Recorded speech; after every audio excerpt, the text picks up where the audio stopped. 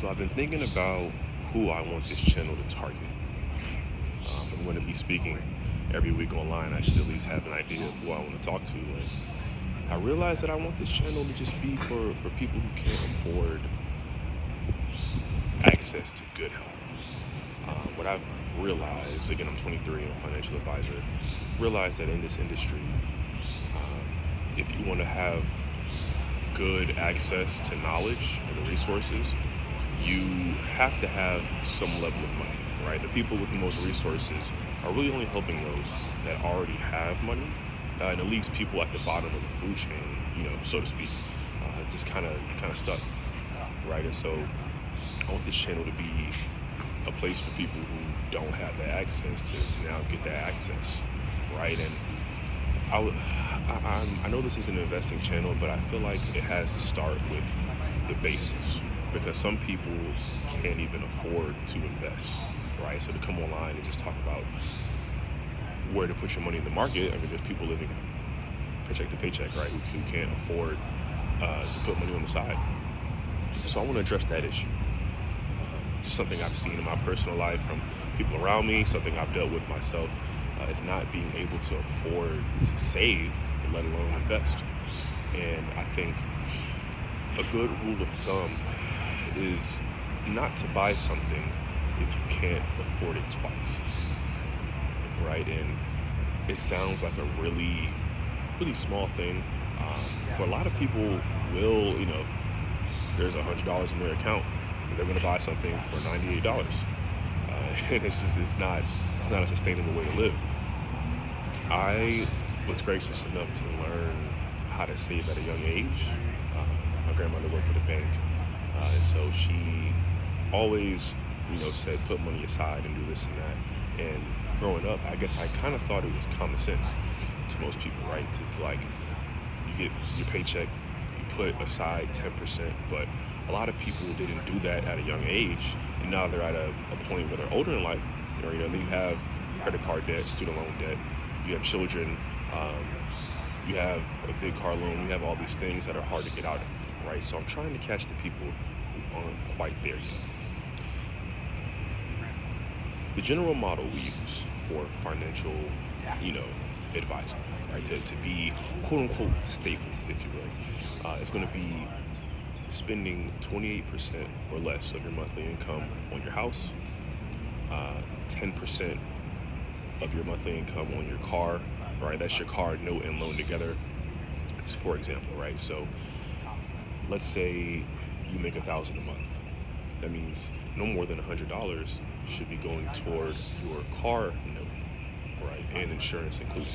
Now, right now, the average price of a used car is about 50 grand, right? So that's, of a new car, excuse me, is 50 grand. So that's kind of unsustainable. If you're already at that place, it's kind of like you may have to make some big adjustments. But for those just getting started, if $100 is the max you can afford, keep it as close to 50 as possible. Obviously, these are just rough numbers, right? But you do not need to be pushing that brink of 10%.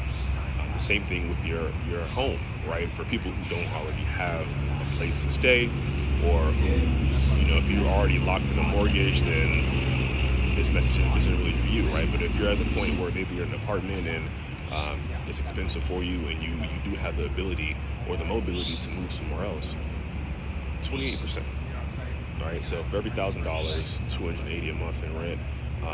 And again, in today's economy, that is borderline unrealistic.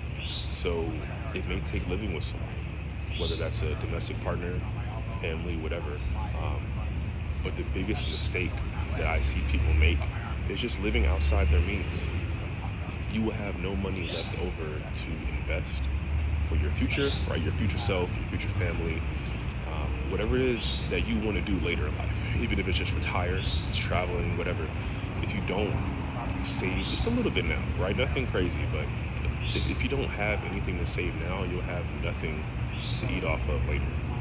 So keep your expenses low. Keep your overhead low. If you are, I'm in the middle of doing this right now. If you are looking for a rental car or vacation, and your budget is 400, look for something even cheaper, right under 300.